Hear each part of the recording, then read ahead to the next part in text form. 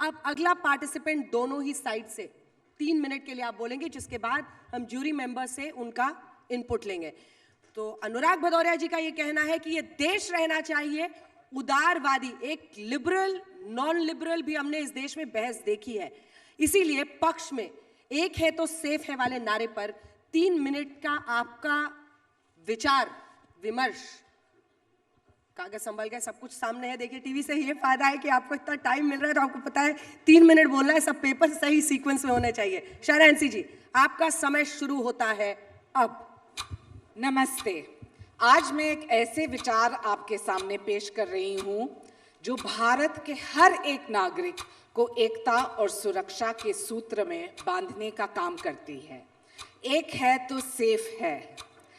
हमारे नेता एकनाथ शिंदे जी और आदरणीय हिंदू हृदय सम्राट बाला साहेब ठाकरे जी के विचार हमेशा ये रहा है कि मराठी अस्मिता और स्वाभिमान का समर्थन, और इसी लक्ष्य को लेके ये नारा जो हमारे माननीय प्रधानमंत्री मोदी जी ने दिया है, किसी एक विशेष समुदाय के लिए नहीं है बल्कि पूरे देश के लिए है।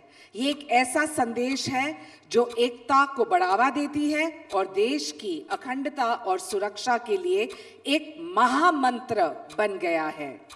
लेकिन कांग्रेस और इंडिया अलायंस कैसे अपने narrow minded vote bank politics में फंसी हुई है। महाराष्ट्र हो, झारखंड हो, वायनाड हो, कर्नाटका के इलेक्शंस में भी साफ दिखाई देता है। वोट जिहाद और मुस्लिम तुष्टीकरण।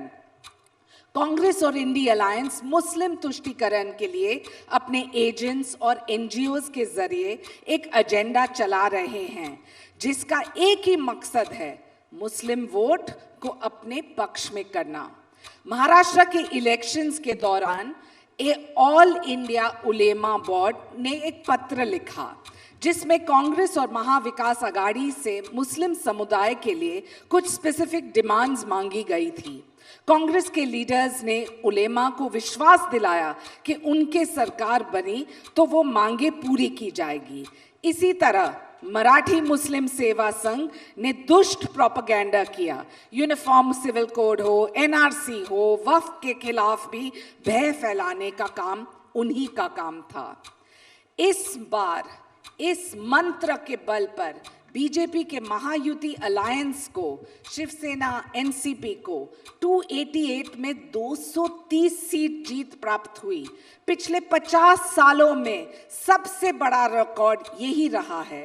ये विजय साबित करती है कि जब हम सब एक होते हैं तो हर मुश्किल से लड़ने की शक्ति मिलती है। एक है तो सेफ है ना सिर्फ एक राजनीतिक स्लोगन बल्कि एक सामाजिक ब्लूप्रिंट है।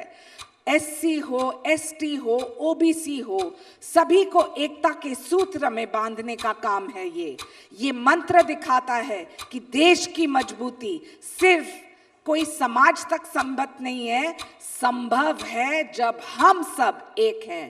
और महाराष्ट्र के अलावा हरियाणा की बात करें, कहीं भी आप देखें तो भेड़ भाड़ को भूलकर एक समर्थन, यूनिटी। शायनांसी जी, टाइम खत्म हुआ है और शायनांसी जी अब अपने नए बॉस का नाम लेने लगे हैं। अभी इलेक्शन तक फडणवीस जी का नाम लेती थी, आज शिंदे साहब का लिया है उन्होंने।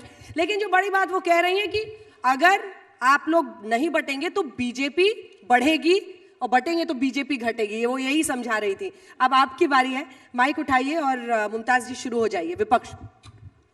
सम्मानित मंच, मेरे फेलो पैनलिस्ट भाइयों और बहनों, नमस्ते, अस्सलाम वालेकुम।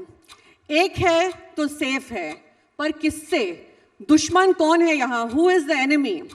पहली नजर में तो ये नारा एकता का अपील लगता है, लेकिन गहराई से सोचे तो ये अपने उद्देश्य, प्रभाव और भारत के विचार और संविधान उसकी भावना के साथ मेल ही नहीं खाता है। वही संविधान जिस पे आजकल चर्चा करना एक विवाद बनता जा रहा है। इस पर कई सवाल खड़े होते हैं। पहले तो जैसा कि मैंने पूछा, किसके खिलाफ हमें एक होने की आवश्यकता है? हमारे देश भारत में इस तरह की अस्पष्ट भाषा खतरनाक रूप से विभाजनकारी हो सकती है। क्या हमें किसी विशेष समुदाय, विचारधारा या समूह के खिलाफ एकजुट होने का कहा जा रहा है? जब वह कहते हैं तो उनका मतलब क्या है? किसी संस्कृति या धर्म के साथ चलना होगा? अगर ऐसा है तो ये सरासर संविधान के खिलाफ है। देश के हर नागरिक को अधिकार है उनकी अपनी पहचान का। किसके खिलाफ हमें एक होना चाहिए? फिर से पूछती हूँ, राजनीतिक असहमति, अल्पसंख्यकों या फिर उन लोगों के खिलाफ जो सरकार से सवाल करते हैं? बड़ा ही खतरनाक विचार है। मेरा कहना है कि ये नारा भारत के विचार को कमजोर करता है। विविधता में एकता, हमारे देश का सिद्धांत इसी पर बना है। Language, culture, region, religion. Shahzad भाई ने जैसे कहा, जी बचपन में हमने सीखा और बच्चों को भी यही सिखाया है, unity in diversity. What does this slogan say about the establishment? अगर हम ठीक से समझें इनका एजेंडा तो असली समस्याएं जैसे आर्थिक असमानता, बेरोजगारी, शिक्षा और स्वास्थ्य पर ध्यान देने की बजाय प्रधानमंत्री जी भाजपा ऐसा नैरेटिव बना रहे हैं जो जवाबदेही से ध्यान हटाकर एक अस्पष्ट एकता की बात कर रहे हैं।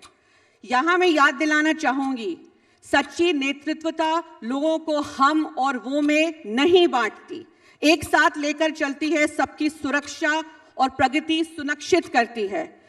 ये ना किसी के घर पे बुलडोजर और किसी पे नहीं, ना हमको बेल और उनको जेल। एक है तो सेफ है, सच्ची एकता का आह्वान नहीं है। ये ऐसा नारा है जो जोड़ता नहीं, बांटता है और तोड़ता है।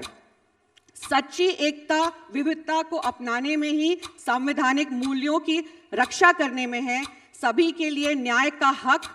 हमने तो संविधान से यही सीखा है। I want to end by saying, like I always do, a united India is a safe India. जय हिंद, जय भारत। शुक्रिया। चलिए, आपने एकदम टाइम पे 5 सेकंड पहले खत्म किया। तालियों के साथ अभिनंदन इसी तरह कीजिए।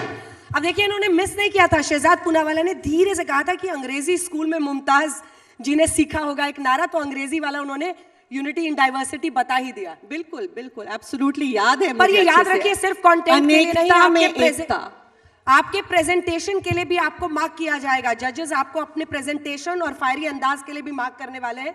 तो ये बातें आप लोग ध्यान में रखिए। अब आप दोनों अपनी अपनी जगह पर जा सकते हैं।